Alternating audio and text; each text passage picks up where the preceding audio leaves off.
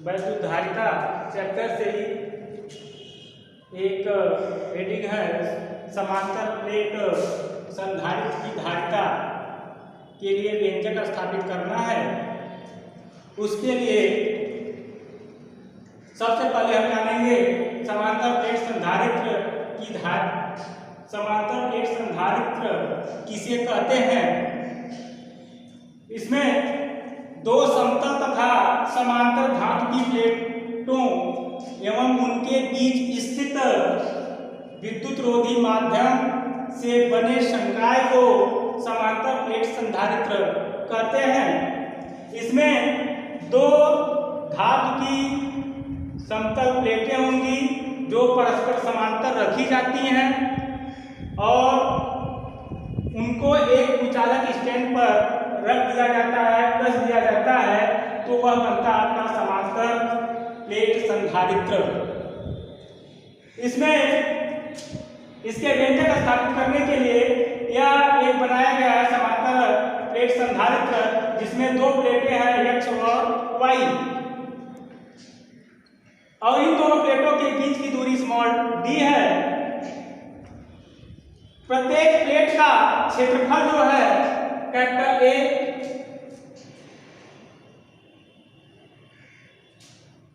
x वाली plate को plus q आवेश दिया जाता है।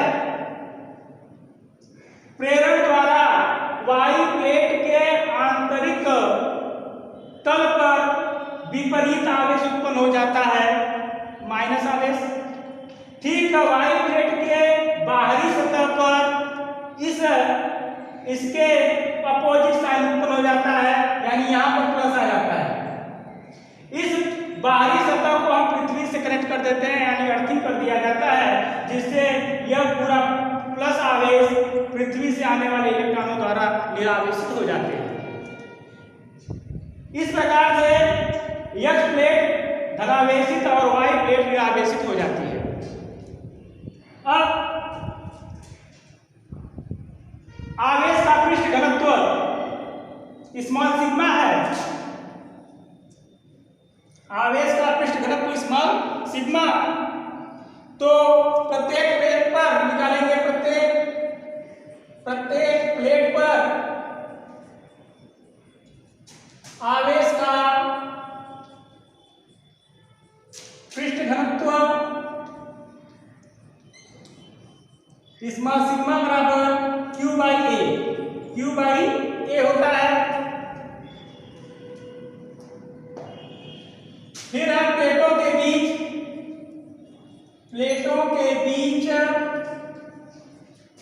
किसी बिंदु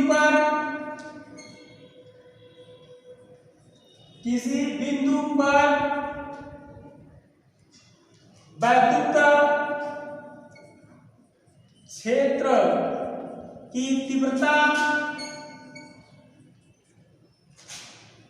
E बराबर small sigma upon K epsilon 0 A। K जो है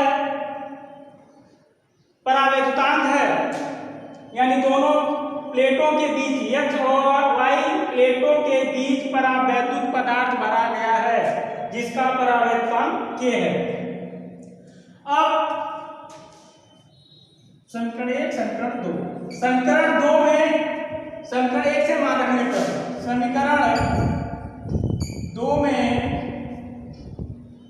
स्मॉल सिग्मा का मान रखने पर तो ये E बराबर Q अपान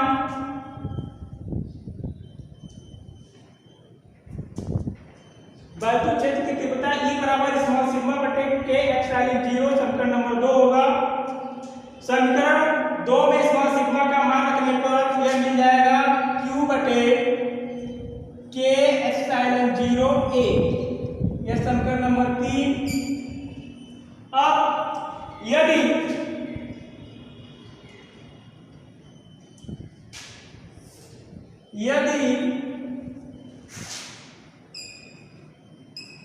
दोनों प्लेटों के बीच विभवांतर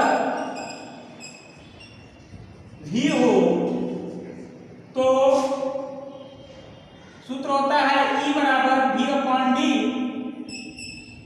V बराबर ईडी, V बराबर ईडी, V का मान E का मान समीकरण 3 से रख देंगे। समीकरण 3 से E का मान रखने पर E का मान रखेंगे तो V बराबर क्यू डी बटे के एप्सिलॉन 0 ए, समीकरण नंबर 4। अब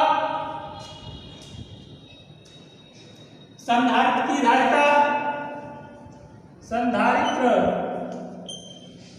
की धारिता C बराबर होता है Q अपान V, C बराबर Q अपान V।